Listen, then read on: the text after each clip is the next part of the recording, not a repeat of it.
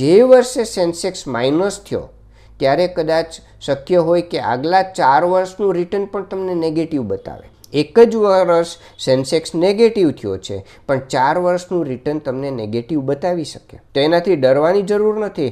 આ તો 4 વર્ષનું રિટર્ન મારું માઇનસ થઈ ગયું. તમારે ફક્ત એટલું જ કરવાનું છે કે આ 31 માર્ચે 4 વર્ષનું રિટર્ન તમને નેગેટિવ બતાવે છે. 1 વર્ષ રાહ જોઈ જાઓ. પછીની 31 માર્ચે 4 વર્ષનું જે નેગેટિવ રિટર્ન હતું એ પોઝિટિવ થઈ ગયું દેખાશે. તો શેર બજારના ચડાવ ઉતારને સમજો, એને જોખમ ન માનો, એનો સ્વભાવ છે. પરંતુ તમારી અપેક્ષા એક જ દિશામાં ચાલવી જોઈએ એ છોડી દો. જો એવી અપેક્ષા ન છોડી શકો તો તમે ફિક્સ ડિપોઝિટમાં જ રહો અથવા મ્યુચ્યુઅલ ફંડની કોઈ બીજી સ્કીમમાં ઇન્વેસ્ટ કરો. પરંતુ ઇક્વિટી સ્કીમમાં જો ઇન્વેસ્ટ કરવું હોય, તમારે એફડી કરતાં વધારે રિટર્ન મેળવવાની અપેક્ષા રાખતા હો તો તમારે તમારા ઇન્વેસ્ટમેન્ટને વર્ષમાં એક જ વખત જોવાની ટેવ પાડવી.